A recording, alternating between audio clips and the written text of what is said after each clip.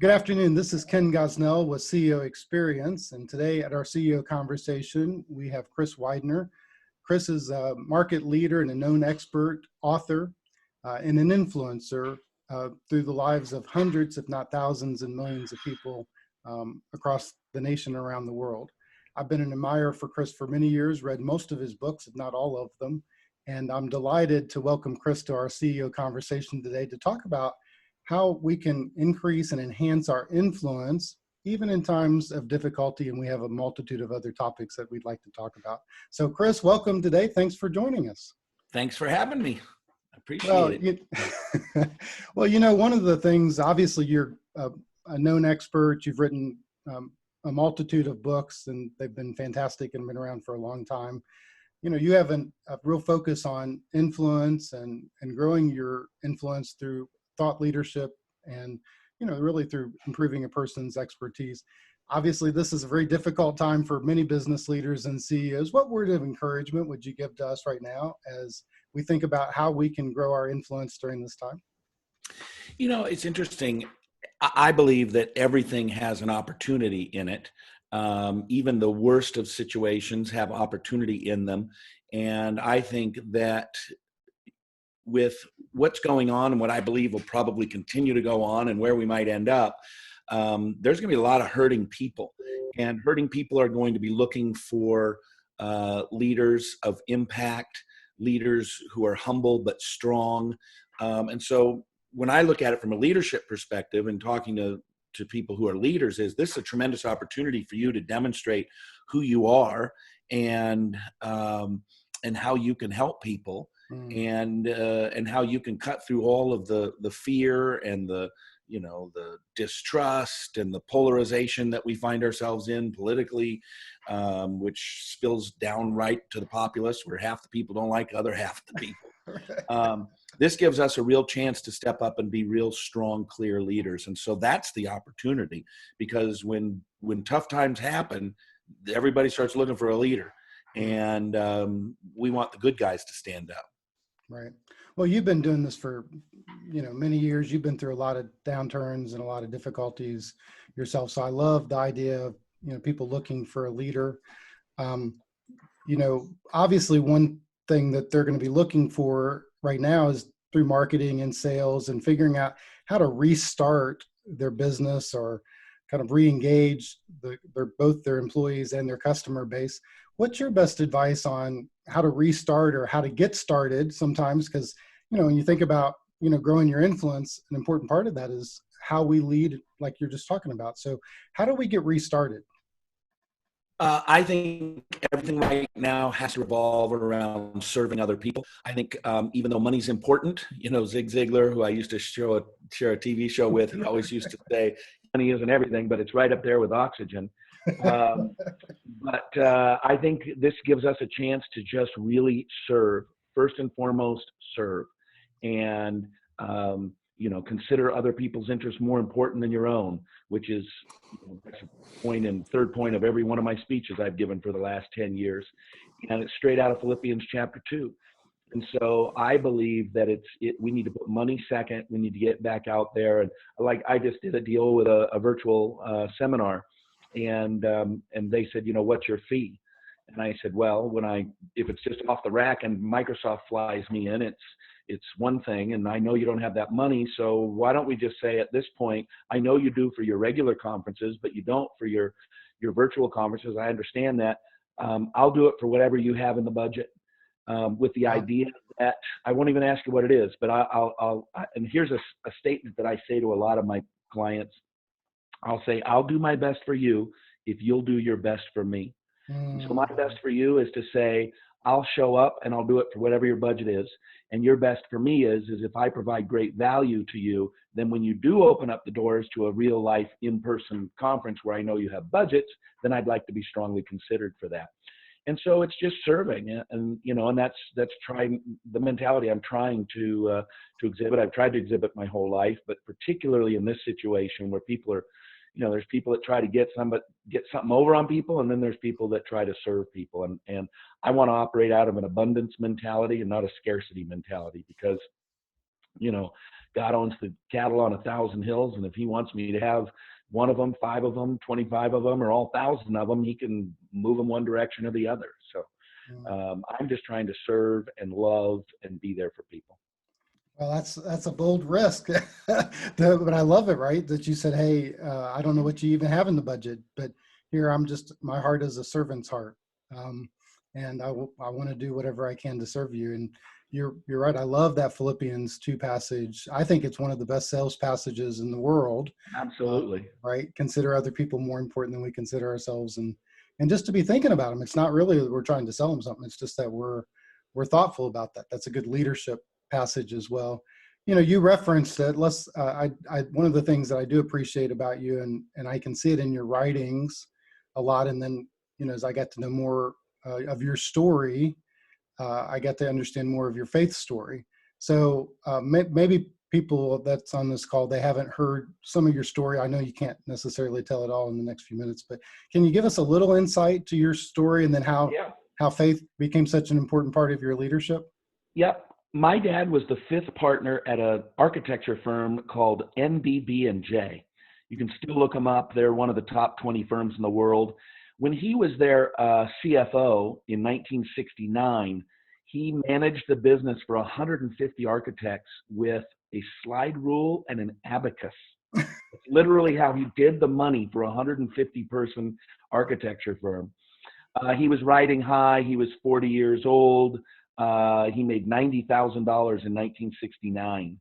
One of the partners I met with a couple of years ago, Bill Bain Jr., he's one of the B's in NBB&J. He was my dad's best friend. I'd never met him, and I didn't know my dad because my dad died in 1971 when I was 4 years old. And he was severely underinsured, which is why I always said if I ever needed to pick an industry to go into just to succeed for nothing else other than money, I would pick insurance, because I would tell my story. My dad made $90,000 in 1969. He died November 18th of 1970 at the age of 41, and he left my mom $30,000 in life insurance, 1/3 of his annual income. She had to sell a house that we were living in Sandpoint Country Club because she couldn't afford the $400 a month mortgage payment. Wow. And that house recently sold for $2.3 million. And so it began a downward spiral. My mom hadn't worked outside the home for a long time. We went on the move. I lived in 28 homes, 11 different schools. I was shipped off to live with relatives, once in the 4th grade, once in the 9th grade. Started drugs in the 5th, 6th grade.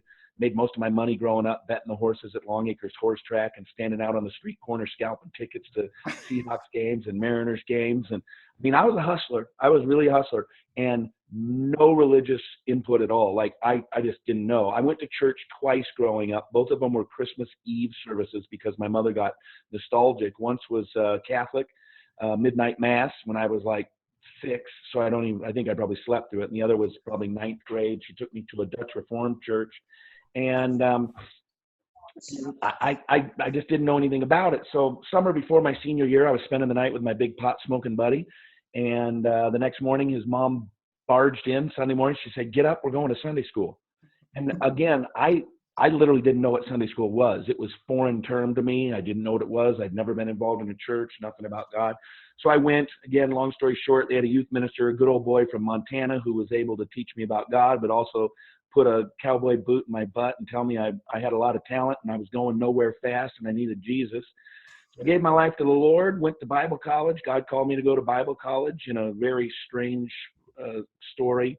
My youth minister told me he knew where I was going to play basketball because I was being recruited to play basketball out of high school at like 2nd level schools, not major universities, but like the 2nd tier Division II kind of stuff. And I said, okay. I hadn't been a Christian long, so I said, put it in an envelope, and when I decide, you can pull it out of the envelope. So the next day I got so, anxious to know where I was supposed to go to college, I stopped at his office, and I prayed before that, and I saw the name of this little Bible college flash in my face, in my eyes. So I went to him the next day after school, and I said, all right, what's the deal? Did you do it? And he said, yeah, it's right here in this envelope. And he pulled it out of his top drawer, threw it across the desk at me. I opened it up. It was the name of that little Bible college, and that's where I went, got my degree in youth ministry, moved to northern New Jersey, where I was the youth minister at a church filled with some of the greatest business people in America. My first business mentor was the CEO of a little chocolate company called Mars Candies. And so just I had a lot of great business mentors, Christian business mentors, who took me under their wing. They shared with me, they blessed me, they promoted my ministry. And 2002, I decided to speak and write full time. I ended up working with John Maxwell, Zig Ziglar, Jim Rohn, personally with each of those guys. And it's been a crazy journey, really crazy journey. And so it's been fun and a lot of great stories along the way. Yeah, that's outstanding, man. What a great, what a great story that you have. And I know that faith is still an important part of every. I see it in every book that you write. Obviously, in the book that you wrote with Jim, it's very, very evident. But I mean, you've been around some great leaders. You mentioned Jim Rohn and Zig Ziglar, John Maxwell.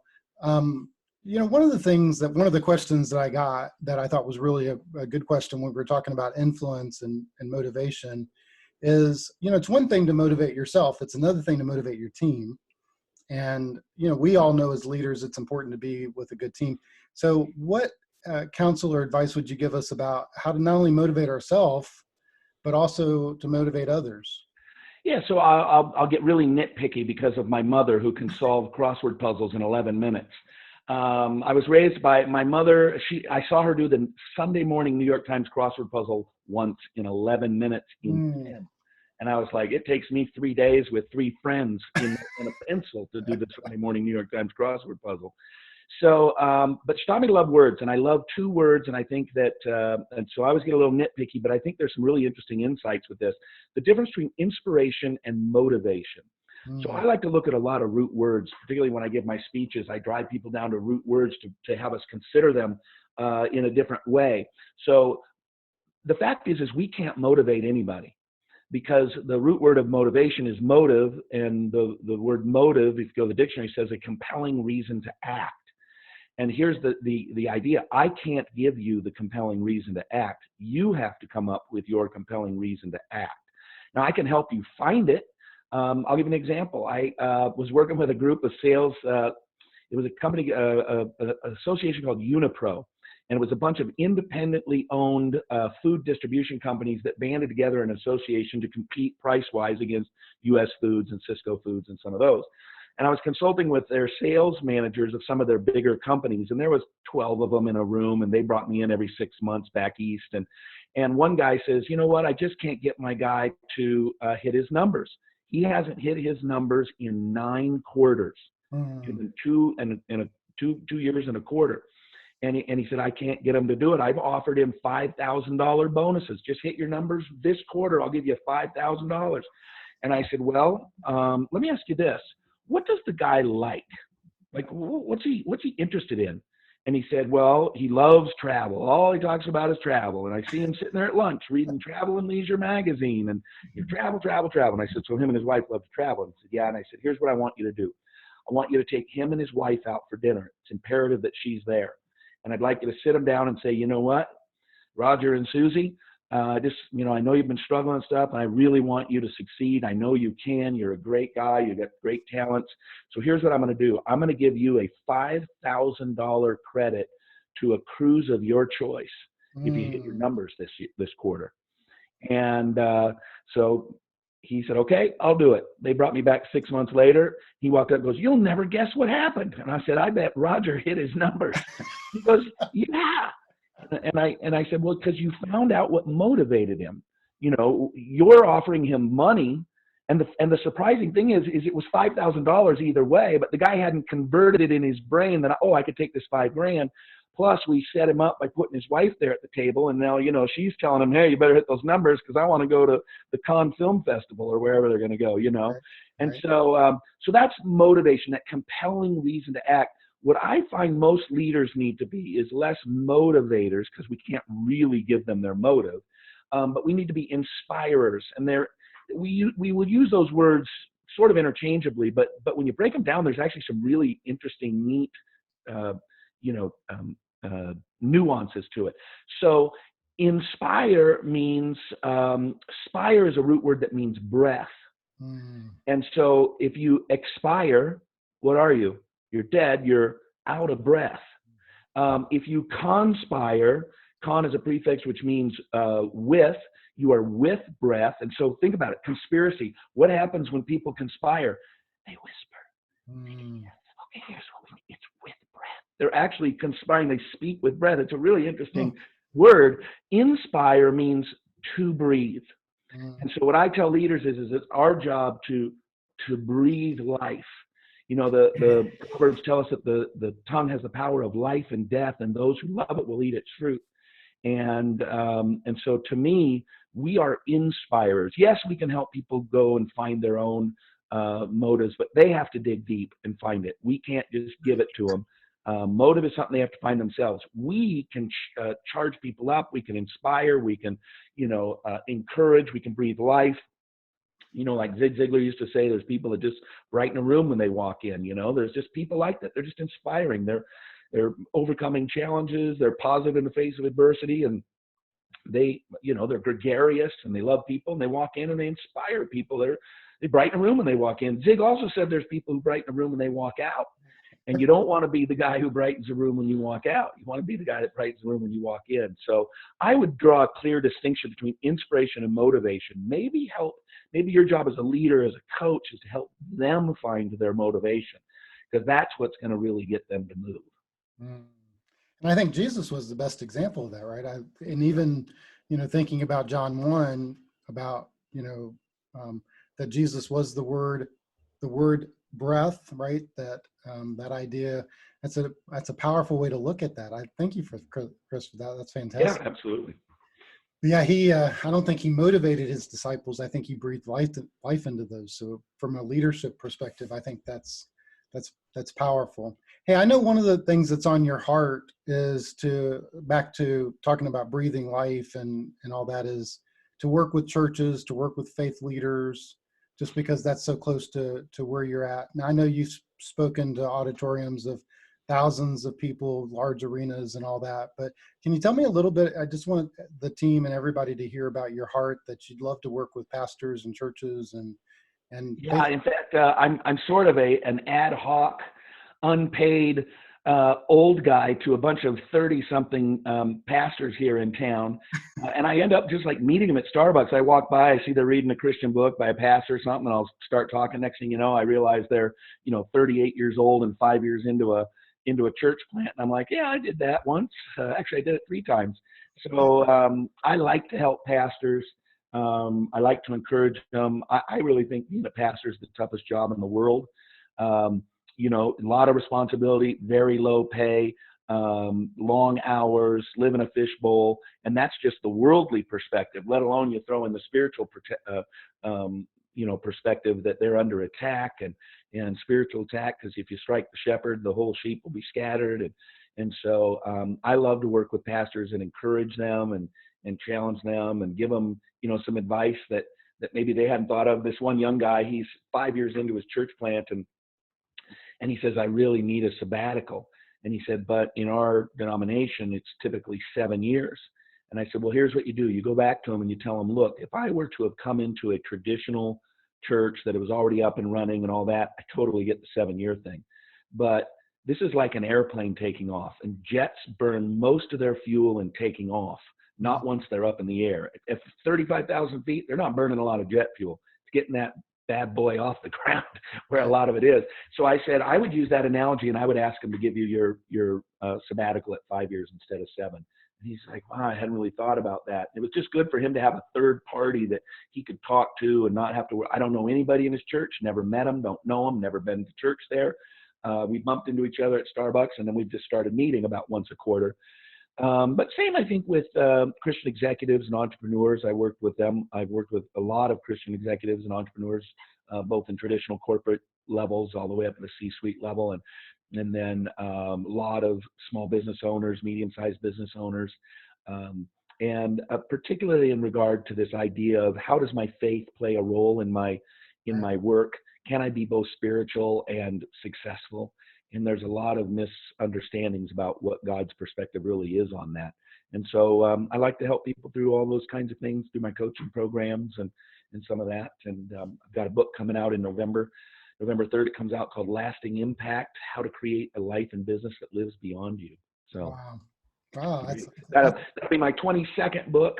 And I just sold one of my books into its 14th language, a book called The Angel Inside. So that just is going to get printed in Hong Kong by the end of the year. So, wow, that's fantastic. I look forward to that book. I'm yeah. I'm excited just to buy the title of it. Actually, one of the questions I got, we promoted a little bit of the Amazon store and some of your books, and which was great. And I gotten several comments about asking me which one is my favorite Chris book. But I was going to ask you that question, and actually one of the questions that I got was what of all the books that you've written, because you've written almost 30, which one's your favorite? Or where would you encourage somebody to start? There is one book that is my all-time favorite. I love it. It's ironic that it turned out to be my favorite because I wrote it from clearly a practical. I had one goal for writing this book. It was to become a New York Times bestselling author. I stopped ghostwriting for John Maxwell. I fired my ghostwriting clients, and I was ghostwriting for John, and I was realizing that I was giving him all my best ideas.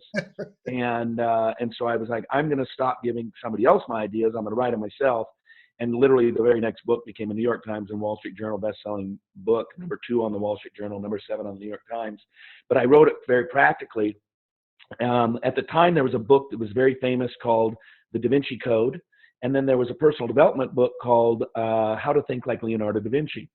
So I knew enough about my Italian history that there were 3 or 4 guys that lived in Florence at the same time in the early 1500s. It's really shocking when you consider it was a city of 50,000 people, and these 4 guys lived there. You got Raphael, you had, of course, Da Vinci, you had Machiavelli, who wrote The Prince.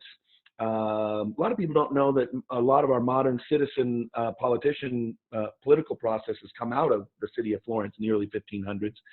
And then lastly, Michelangelo. So imagine that, 4 guys like that living in a small town of 50,000 people. Oh, wow. It's incredible. So I thought, well, I don't want to do Da Vinci because he's been done. I don't know a lot about Raphael, and I don't know how many people do. And I really don't want to write a book on Machiavelli. So that leaves me with Michelangelo. I wonder if there's enough in his life to create so I spent 6 months studying the life of Michelangelo and reading all the books and even watching The Agony and the Ecstasy, starring the guy that was head of the National Rifle Association before he passed away. He starred as Charles Heston. Charlton Heston. Anyway, so it's called The Angel Inside. I got 2 pieces of advice as I wrote it. One was a guy said you should make it fiction. Mark Sanborn, I don't know if you know Mark, but he said you should make this fiction. So I thought, all right, I'll write a little story. And then Charlie Tremendous Jones said, make it short. Nobody reads long books. So I made a 20,000 word short story. You can read it in about an hour and a half. And it's the story of one afternoon in Florence, Italy, where a young man about 28 years old, who's a little burned out on work, realizes he made some bad choices going into the corporate world and wants to change, and a little old man who bumps into him in Florence, Italy. And It's their afternoon, they stay together, and he teaches him life lessons from the life of Michelangelo. And that's the book I love. I've even done wine tours there. My wife and I got married overlooking in Italy at the hotel where I do the wine tours, overlooking the wine field if you like wines, there's a wine called Tignanello, and Tignanello was developed just outside of Florence, Italy, and we got married overlooking the field where that wine was made, and so I love it. It's turned into a lot of fun things that we do, and from getting married there, and just great trips, and a lot of people have told me that's the best book they've ever read of mine. Zig Ziglar, actually, Zig endorsed the book, and it was the first fiction book he'd ever endorsed in his entire life. He was 80 years old, and his son, Tom, Zig didn't read fiction.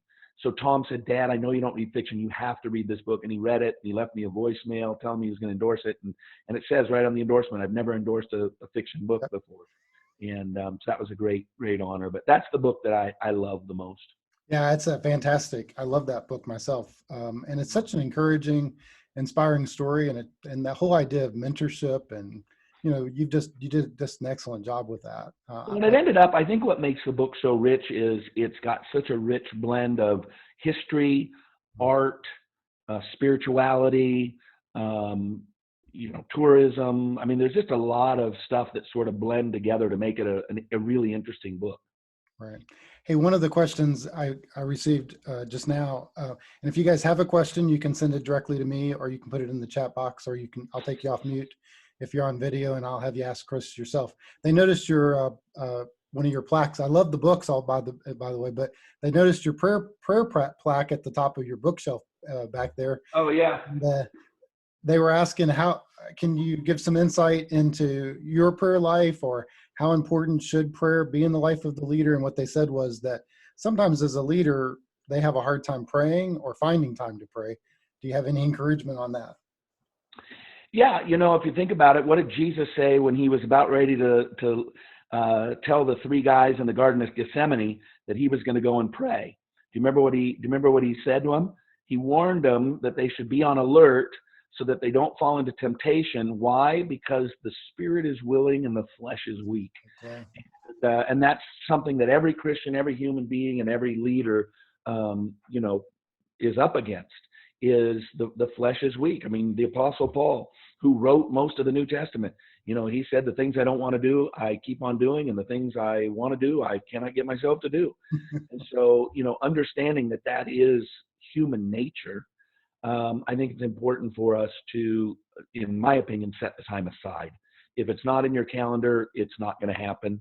And create your routine. Denise and I, when we get up, most days we read together. We try to pray together before we both go about our days, and really try to set the pace by starting with it. And I think, especially business leaders, you probably got to get it done early on, or it's just going to be too hard to try and pull away from your work at 2 p.m. Or you're burned out by the time you get home or whatever. So I always just challenge people to stick it in your calendar.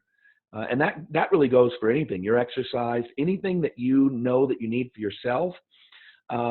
You should just put it into your calendar. And here's what happens. We take things out of our calendar because somebody says, let's say working out. Let's say you want to work out at 8 a.m. 8 a.m. to 9 a.m. every day. That's your thing. 8 a.m. to 9 a.m. I'm working out. I'm getting in good shape. And then somebody says, hey, can we do a Zoom meeting at 8 a.m.? And what do? You look at your calendar, you go, yeah, we can do that. I move this around. And now you're not at the gym. But because we're afraid that there will be a problem when we tell them no. But here's what happens. Hey, are you available Wednesday at 8 for a Zoom? No, I'm not available at 8 anytime this week, but I could do anytime after 9. What would work for you? And they go, oh, okay, well, how about 11 on Thursday? They don't know that you're going to the gym. You don't have to tell them you're going to the gym. And so I would suggest that you just put it into your calendar. Anything that you know that you need to do for yourself that often gets pushed away, just put it in your calendar. Nobody's going to go, you can't do it at 8 a.m. What are you doing? Why can't you meet with me at 8 a.m.? And then nobody's going to force you to say, well, I go to the gym at 8 a.m. Just put it in your calendar. Right. Hey, I'm getting a lot of questions. Thank you for that. One of the questions that I got was, or just now received was, talking about faith real quick and then finishing that. Is there a favorite Bible passage that you have, or a favorite leader in the Bible, or a favorite, I like to call biblical business principle that you think every leader should embrace? That's my verse right there. Jesus said, the thief comes to steal, kill, and destroy, but I've come that you might have life and have it more abundantly. And it was the Bible verse that I printed on the back of my business card when I became a youth minister in 1988, and I still have it on my wall today, 32 years later. I believe that there's an enemy that wants to destroy us, and I believe that there's a God who wants us to live an abundant life and give him glory for it.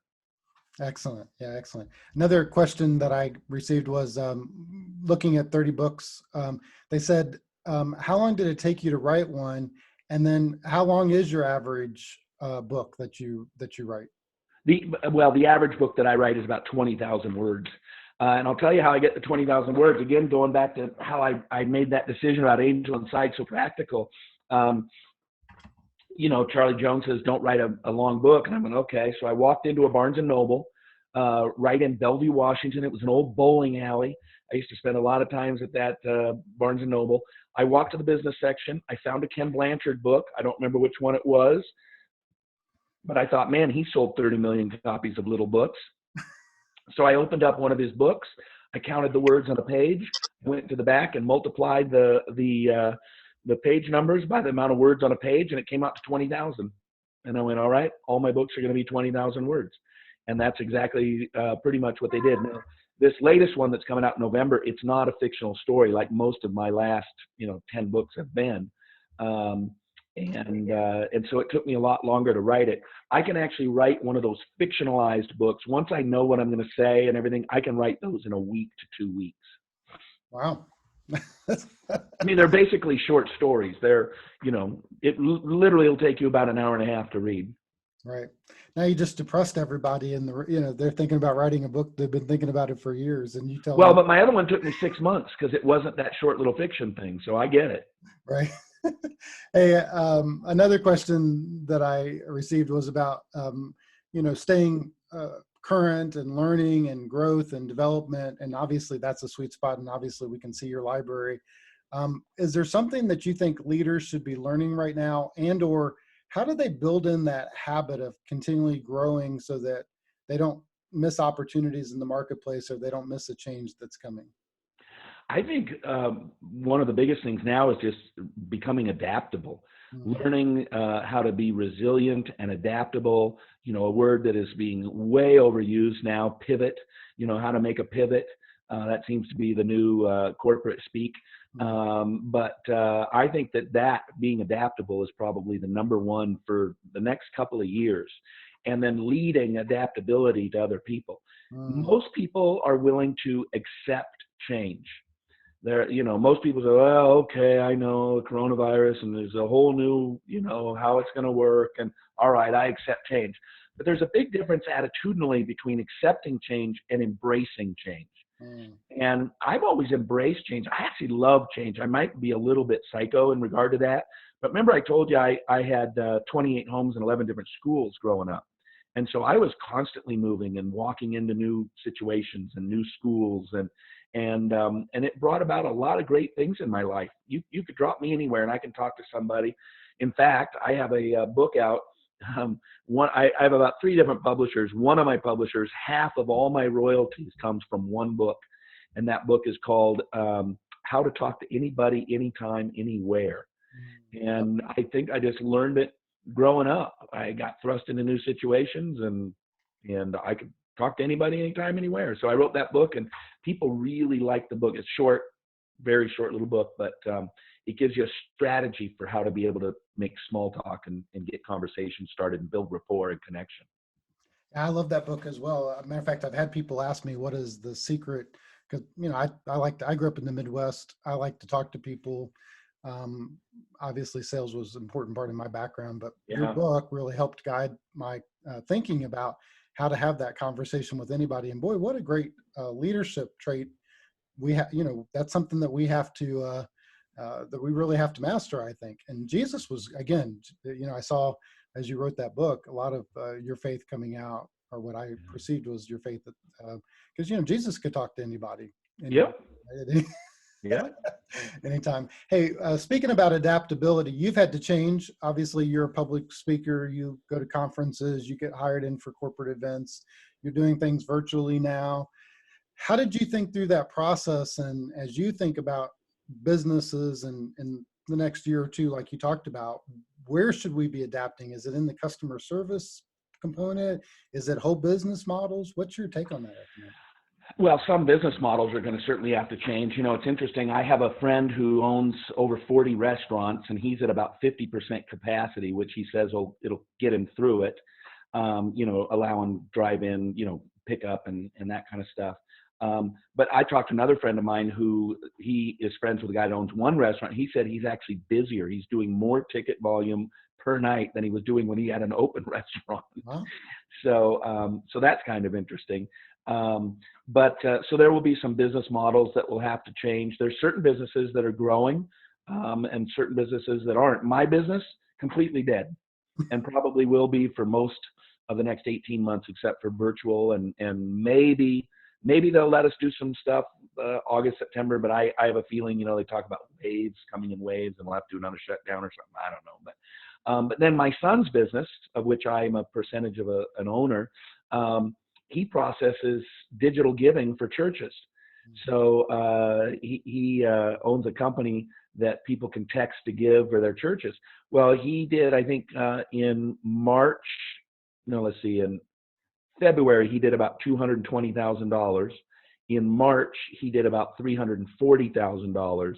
And in April, he's going to do well over $400,000. So there's some that, and again, there's opportunity in certain situations. And, my business completely died, and now I have to make some changes. And luckily, I've never been a single income person. I've always had multiple streams, so I still get royalty checks and things like that help make do. And I do a lot of coaching of executives and entrepreneurs.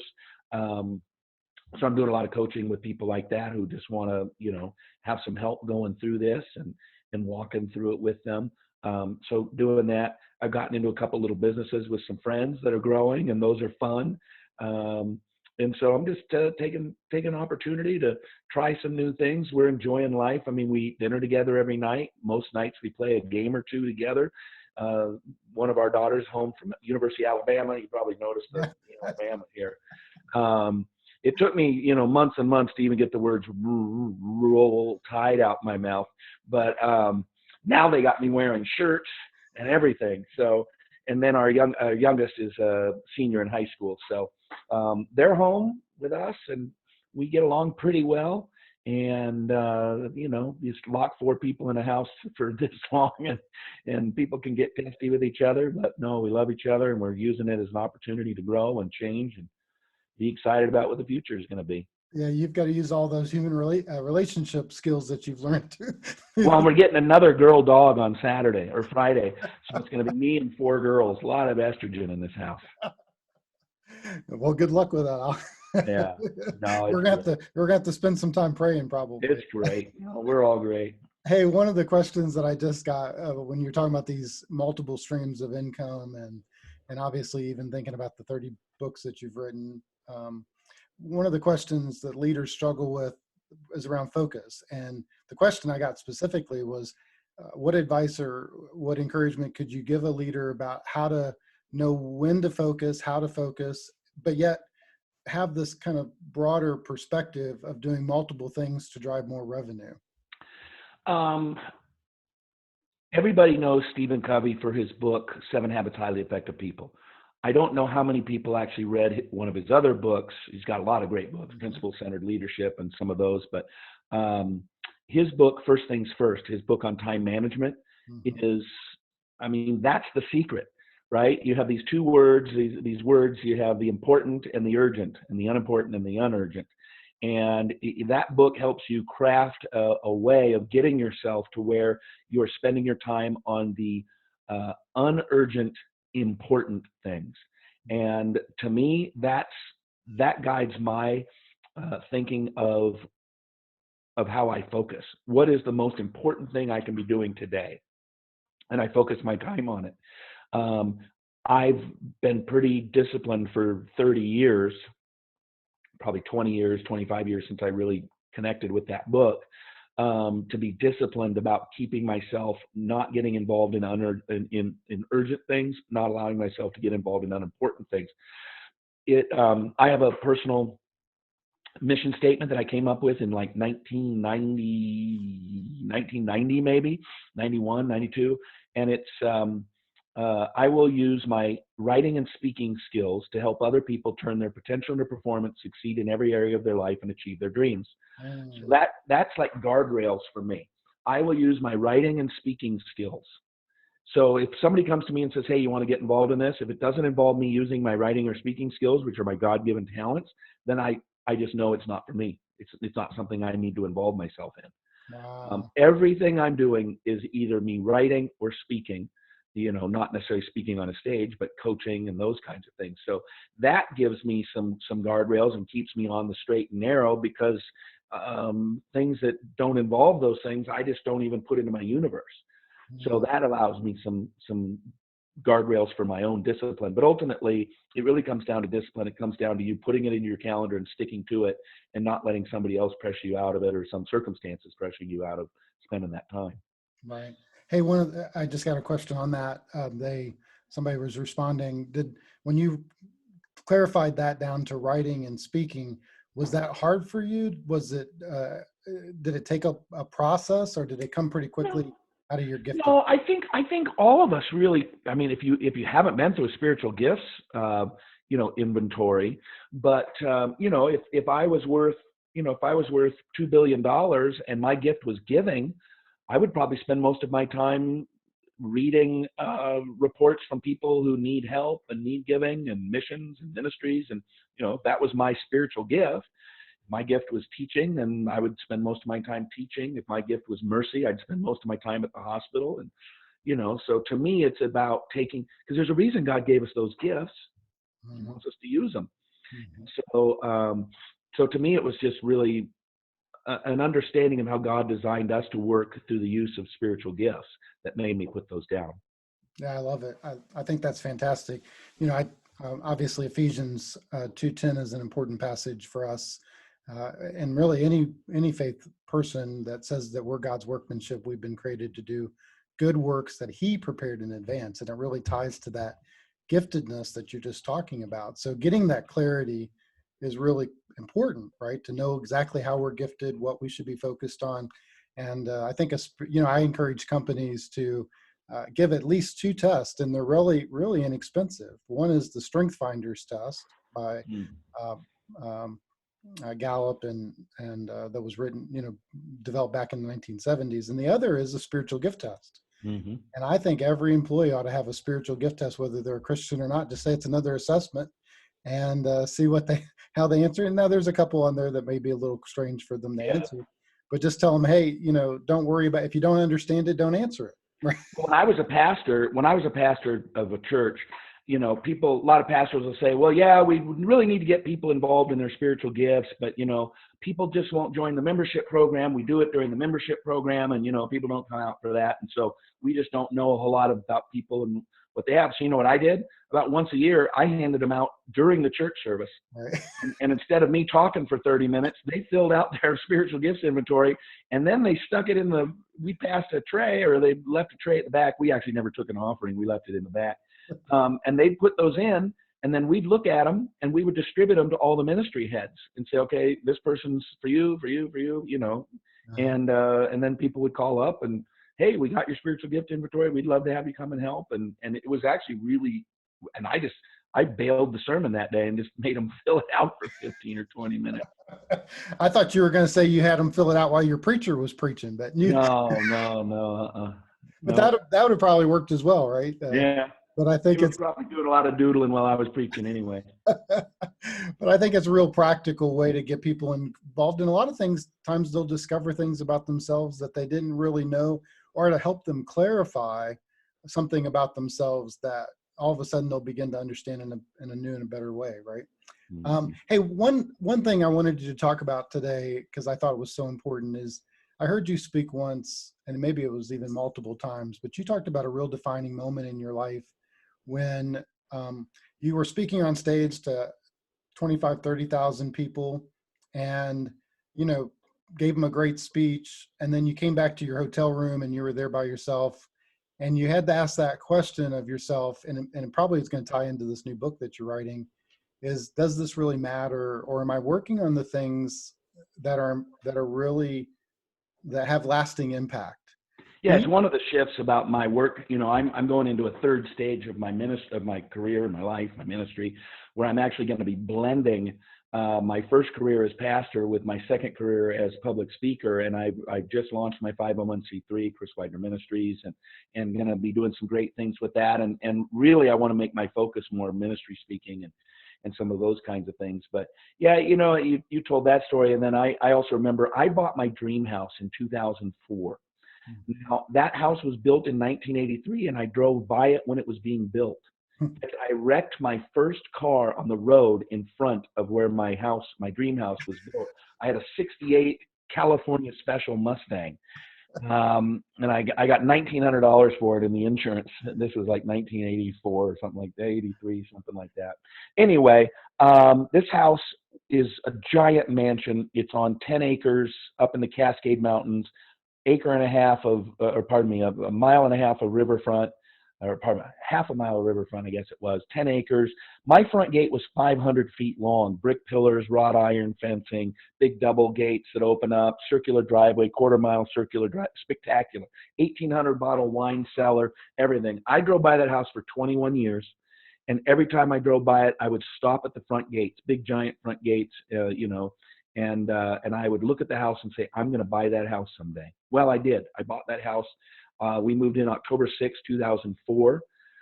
So 21 years I'd driven by that house. And 2 weeks afterwards, I was walking around that driveway and I looked back down at the house, and it's house, swimming pool, pool house, spectacular place. And I looked back at the house and I had a thought pass through my head. I looked at the house and I went, now what? Now what do I do? I pursued this for 21 years and I got it. And now what? It was well into the seven figures. I made it. And yet when you make it, all of a sudden you're kind of going, oh, okay, so that's not as fulfilling as, I thought it was. And so it was just a real eye opener, that there is, there's more to life than just the stuff you get. And I already knew that. I'd been a pastor, and I knew the scriptures and all that. But sometimes you get sidetracked, right? And you start thinking about other things and the ways of the world, and just all the kinds of things that tug at our hearts and our minds and our eyes all the time. So I want to spend the balance of my life helping people know Jesus and live their life in a way that allows them to make an impact to the marketplace. Oh, I think that's fantastic. Boy, that question I think is so critical for us right now. Now what? We worked for this, and I mean, it's fantastic. And I'm sure we'd probably all like to be in quarantine there. I mean, you think about it. You get a new Ferrari, and now you're parking, 60 feet further away from the store so that you can park crossways across four, things and everything. And then 3 years later, somebody's like, "Oh, I love your car." And you're like, "That old thing?" Right. It's like things of the world just, they consume us and then they drift away. And it's like the old hymn, "The things of the earth will grow strangely dim in the light of his glory and grace." And that's really where I'm at.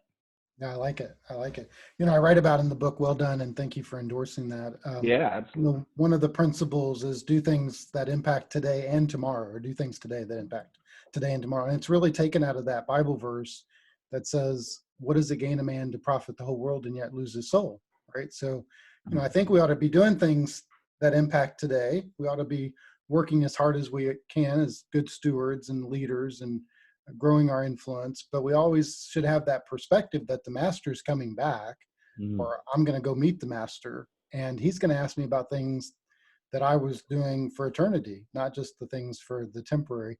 I guess real quick on that, I mean, that was a defining moment for you. You said, now what?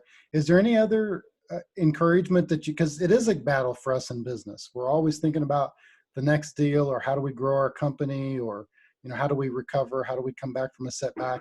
How do we stay on the things that matter most? I think, one of the encouragements that I would give people is Christians need to think bigger.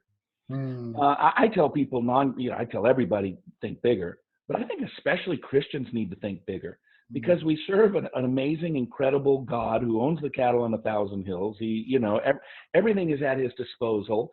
And we read these Bible stories of big thinking people, and and everything about the scriptures is a giant visionary story of the great accomplishments that are going to happen.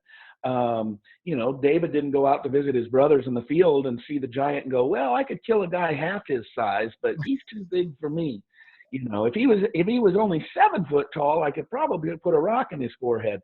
But no, big thinkers, big dreamers, because God is ultimately the one that does it for us. And so, I learned this lesson early on. My favorite sales story is the very first sale I ever made.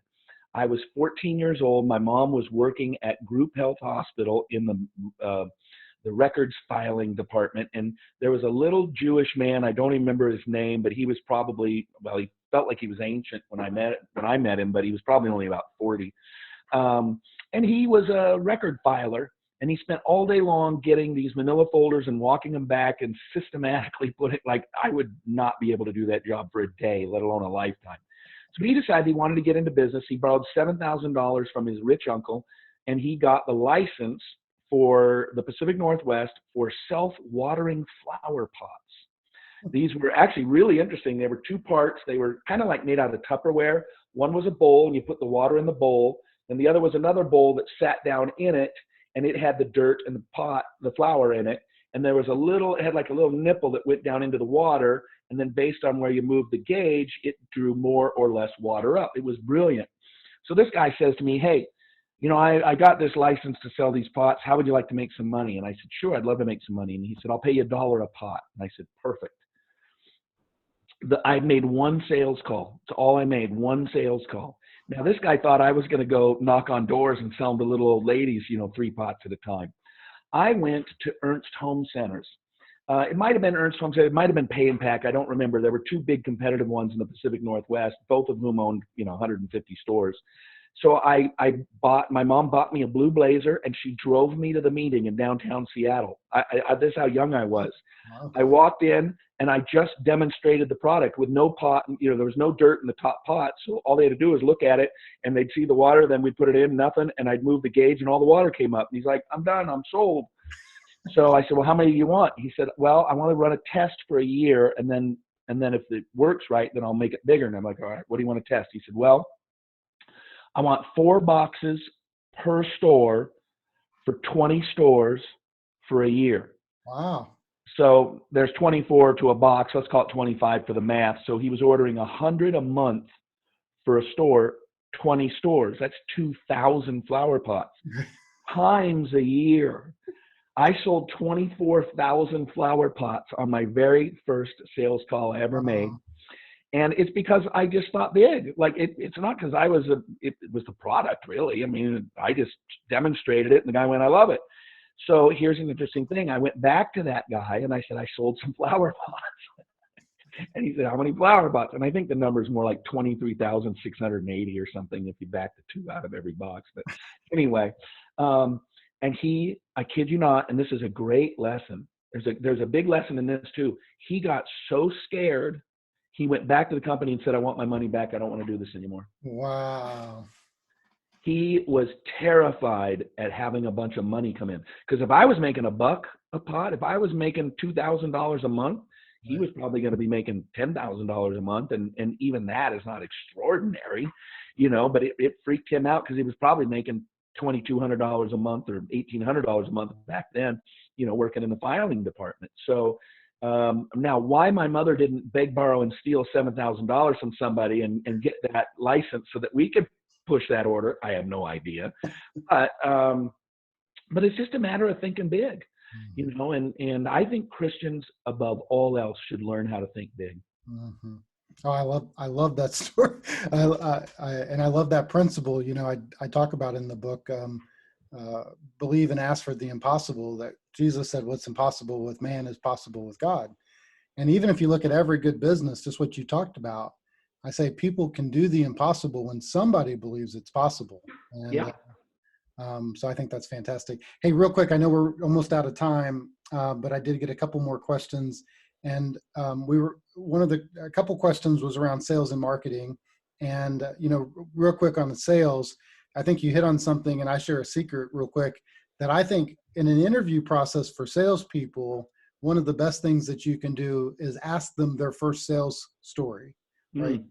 My first sales story wasn't quite that great, but when I was 13 years old, I went door to door, sold greeting cards to my neighborhood.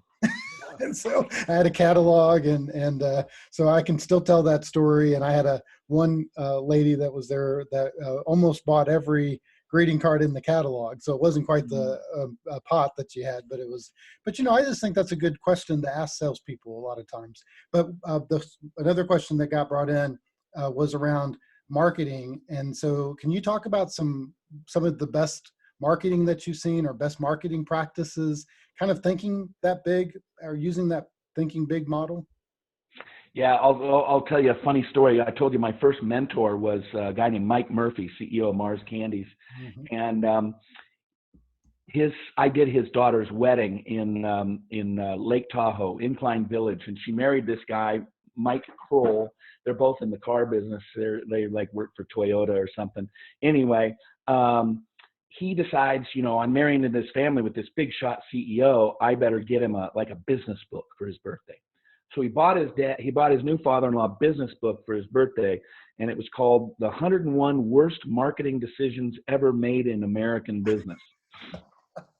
So a couple months later, he asks his father-in-law, he says, hey, how'd you like that book I got you? And Mike says, pretty good, considering I was lesson number 72.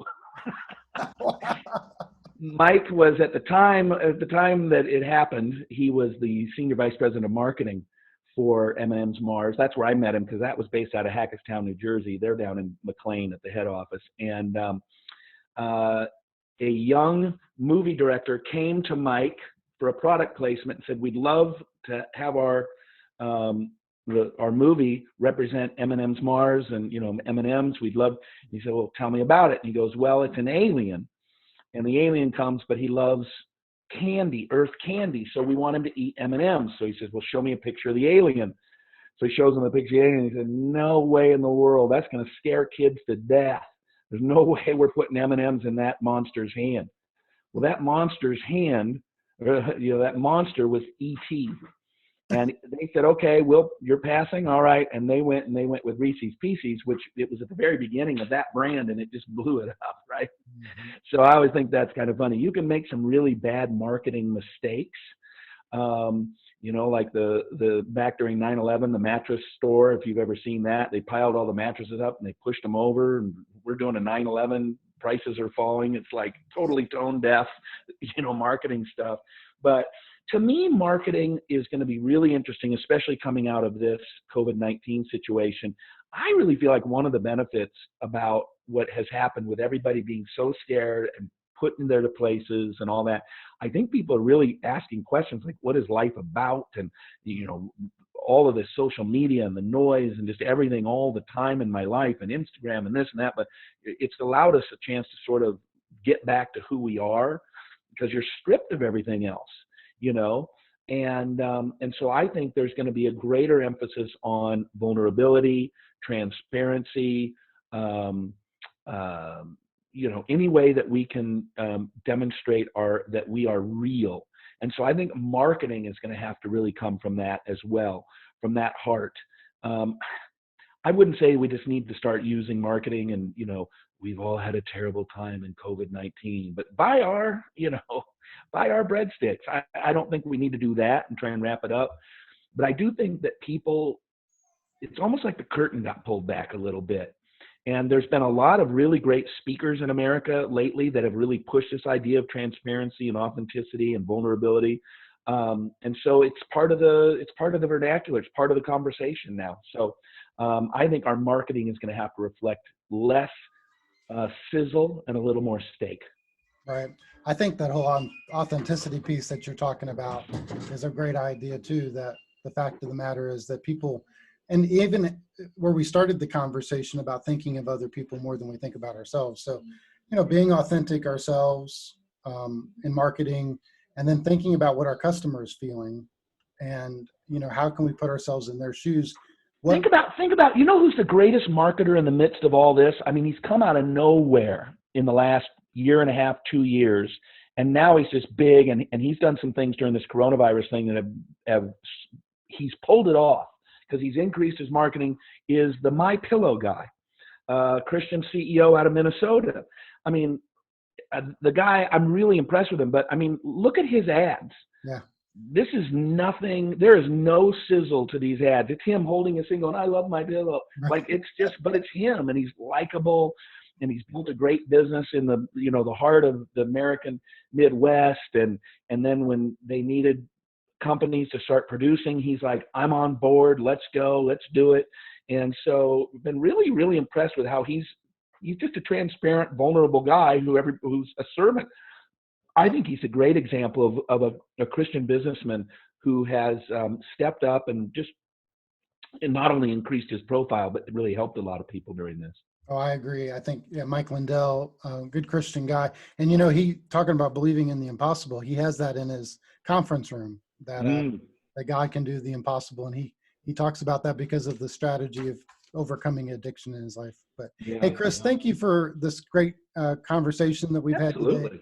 Obviously, I'm a big fan. I just appreciate you, and I appreciate what you do in the marketplace and how you help leaders.